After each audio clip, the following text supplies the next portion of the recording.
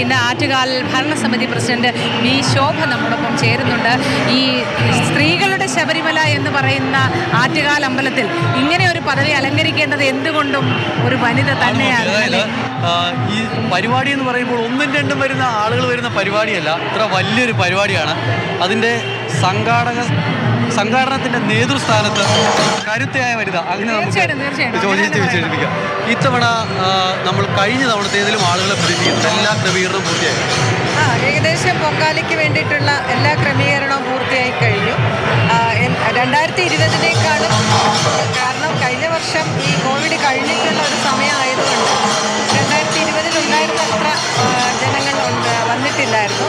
അപ്പം ഇപ്പോൾ ശരിക്കും പറഞ്ഞാൽ ഒന്നാം ദിവസം മുതലുള്ള ഭക്തജന തിരക്ക് നോക്കുമ്പോൾ നമുക്കറിയാം വളരെയധികം 2020-നേക്കാളും കൂടുതൽ ഭക്തജനങ്ങളായിരിക്കും പൊങ്കാല ഇടാൻ വരുന്നത്. മാത്രമല്ല ഓരോ വീടുകളിലെ അന്വേഷണം, അതായത് എപ്പോൾ എത്തണം, എപ്പോഴാണ്, ഞങ്ങൾ ടിക്കറ്റ് ബുക്ക് ചെയ്തു എന്നൊക്കെ പറയുമ്പോൾ തന്നെ കൂടുതൽ ജനങ്ങളെയാണ് പ്രതീക്ഷിക്കുന്നത്.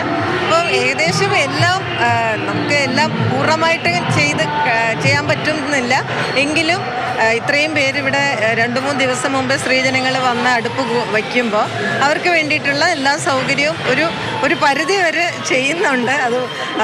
അധികം ഇത്രയധികം ആളുകളെ മാനേജ് ചെയ്യാനുള്ള ആളാണ്. എന്തായാലും ഇപ്പോഴും കൂളായിട്ടാണ് പക്ഷെ നിൽക്കുന്നത്.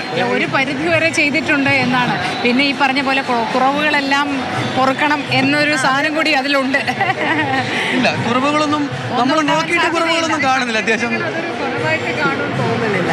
കാരണം എന്ന് വെച്ചാൽ അവർക്ക് എങ്ങനെയെങ്കിലും അമ്മയെ കാണണം, പൊങ്കാല ഇടണം, ആ ഒരു നിമിഷത്തിന്റെ കാര്യങ്ങളേ ഉള്ളൂ. തീർച്ചയായിട്ടും എന്ത് ബുദ്ധിമുട്ട് സഹിച്ചും ഇന്നേ ഒരു ദിവസം വന്നെത്തുക എന്നുള്ളതാണ് ഏറ്റവും വലിയ കാര്യമായിട്ട് അവരെല്ലാവരും കാണുന്നത്. അപ്പോൾ ഈ വൈകാരികമായി എന്തെങ്കിലുമൊക്കെ അനുഭവം ഈ ആറ്റുകാൽ അമ്പലവുമായി ബന്ധപ്പെട്ട് പറയാനുണ്ടോ?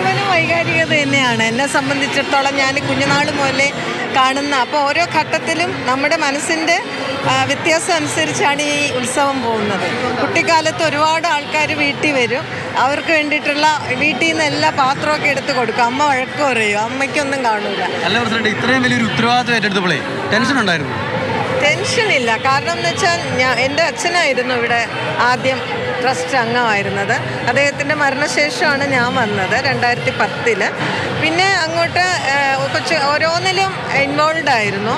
പിന്നെ മാത്രമല്ല ഈ പറഞ്ഞ പോലെ കുട്ടിക്കാലം മുതലേ ഞങ്ങൾ കുടുംബാംഗങ്ങളെല്ലാം യോജിച്ച് ഇവിടുത്തെ ഈ തിരക്കും എല്ലാം കണ്ട് വളർന്നിട്ടുണ്ട്. പിന്നെ അതുപോലെ അല്ല ഭരണം എങ്കിലും 2016 മുതൽ ഞാൻ ഓരോ സ്ഥാനങ്ങൾ, കൺവീനർഷിപ്പ്, പിന്നെ ജനറൽ കൺവീനർ, കഴിഞ്ഞ വർഷം വൈസ് പ്രസിഡൻ്റ് ആയിരുന്നു.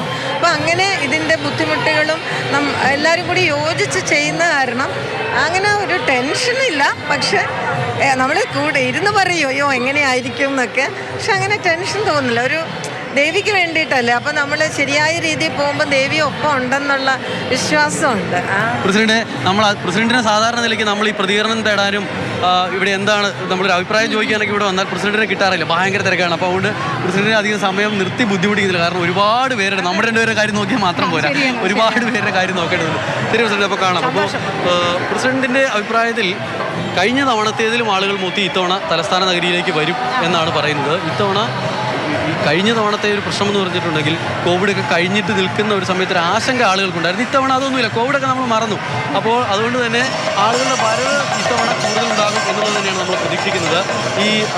ഇപ്പോഴും നമുക്ക് ഈ നടപ്പന്തൽ നിറയെ ആളുകളാണ് ഈ വന്ന് തൊഴുത്. ഒരു സമയത്ത് പോലും നമ്മൾ വന്ന് ഇത്രയും സമയമായി 7 മണിക്ക് നമ്മൾ തുടങ്ങിയ ലൈവാണ്. ആ സമയത്ത് മുതൽ ഇതുവരെയും ഒരു കുറവ് കാണാനില്ലെന്ന് മാത്രമല്ല, ഓരോ സമയവും ഈ പുഴ ഇങ്ങനെ കടലിലേക്ക് ഒഴുകി ചേരുന്നു എന്ന് പറയുന്നത് പോലെ ആളുകൾ ഇങ്ങനെ ഒഴുകി ചേരുകയാണ്, അല്ലാതെ ഒരു കുറവും വരുന്നില്ല.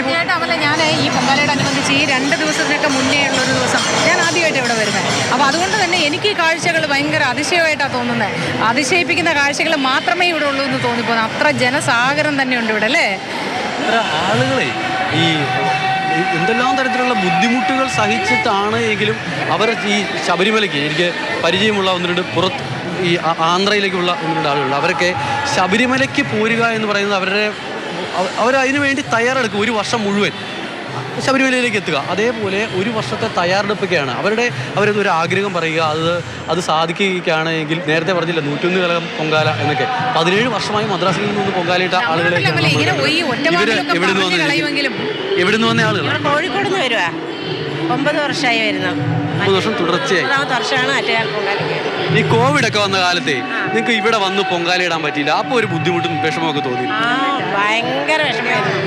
ഞങ്ങൾ ആ ദിവസങ്ങളിലൊക്കെ ഇങ്ങനെ ഭയങ്കര എന്താ പറയാ, അമ്മേനെ പ്രാർത്ഥിച്ചു. ഞങ്ങൾ എത്രയും പെട്ടെന്ന് ഫസ്റ്റ് പൊങ്കാലിട്ട് വീട്ടിലെത്തിയവരാണ് ഇവിടെ കോവിഡാന്ന് അറിയുന്നത്. എല്ലാ സ്ഥലത്തും കോവിഡാന്നുള്ള അറിയുന്നത്. അപ്പോൾ ഞങ്ങൾക്കൊരു ടെൻഷൻ ഉണ്ടായിരുന്നു, കോവിഡ് വരുമോ എന്നുള്ള. വന്നില്ല, അമ്മേൻ്റെ അനുഗ്രഹം കൊണ്ട് വന്നില്ല. ശരിയാണ് മോദി. അതായത് ആ കോവിഡ് നമ്മുടെ നാട്ടിലോട്ട് വന്നിറങ്ങി, ആദ്യം തൃശ്ശൂർ കേസ് റിപ്പോർട്ട് ചെയ്ത് പിന്നെ അതങ്ങ് സജീവമാകാൻ തുടങ്ങുന്ന ഒരു കാലത്താണ് അപ്പം അവസാനത്തെ പൊങ്കാല നടക്കുന്നത്. അതിനുശേഷം പിന്നീട് കുറച്ചു കാലം പൊങ്കാല നടന്നില്ല. അന്ന് ഇവിടെ വന്നിട്ട് പോയ ആളുകൾക്കെല്ലാം ആ ടെൻഷൻ ഉണ്ടായിരുന്നു, ഇനിയിപ്പോൾ ഞങ്ങൾക്ക് ഇങ്ങനെ വരുമെന്ന്. പക്ഷേ എന്താണെങ്കിലും ഭാഗ്യമുണ്ട്, ആർക്കും അന്ന് ഒരു പ്രശ്നവും ഇടയിലൊക്കെ ഉണ്ടല്ലോ അമലെ എടുത്തു പറയേണ്ട ഒരു കാര്യമുണ്ട്. അതായത് ആറ്റുകാൽ ഈ അനന്തപുരം നിവാസികളുടെ മനസ്സിലിങ്ങനെ അവർ കൊണ്ട് നടക്കുന്ന ഒരു ചിത്രമാണ് ഈ ആറ്റുകാൽ അമ്മയുടെ എന്ന് പറയുന്നത്. അല്ലെ